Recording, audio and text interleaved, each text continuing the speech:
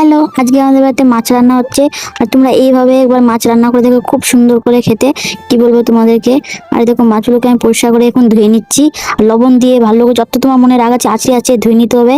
তারপর সব একে একে আমি আলু মূলোগুলো কেটে নিচ্ছি। এইভাবে কাটতে হবে, ছোট ছোট পিস করতে হবে। আর বেগুন দিয়ে দিচ্ছি, বেগুন দিলে একটা থকবকা ভাব আসে।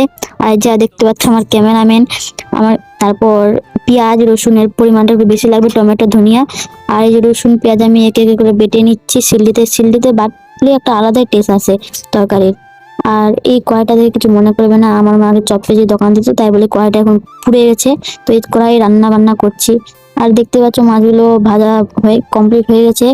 তারপর কাঁচা সবজিগুলো যে আছে ওই ছেড়ে দিলাম। তারপর পেঁয়াজ বাটা, রসুন বাটা, হলুদের গুঁড়ো, লবণ, তেল, আর লঙ্কাটা যে ভুলে গেছিলাম, তো লঙ্কাটাও দিয়ে দিলাম। তো ভালো করে মেখে নিতে হবে। এটা যত মাখবে বন্ধু তত টেস্ট। তো ভালো করে মেখে মেখে জল দিয়ে দিতে হবে।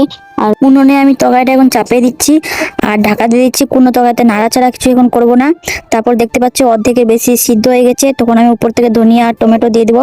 ধনিয়া টমেটো দিলে একটা তরকারিতে আলাদাই স্বাদ আছে। নেড়ে চেড়ে তারপর তরকারিটাকে ঢাকা দিয়ে দিতে হবে। কিছুক্ষণ ফুটিয়ে মাছগুলো সবগুলো মাছ ছেড়ে দিতে হবে। তারপর নেড়ে চেড়ে দিতে হবে। তারপর কিছুক্ষণ ফুটিয়ে নেওয়ার পর তরকারি কমপ্লিট। একবার এইভাবে তরকারি রান্না করে দেবে, খুব ভালো করে, সত্যি বলছি, খুব টেস্ট করে খেতে। একবার ট্রাই করে দেখবে।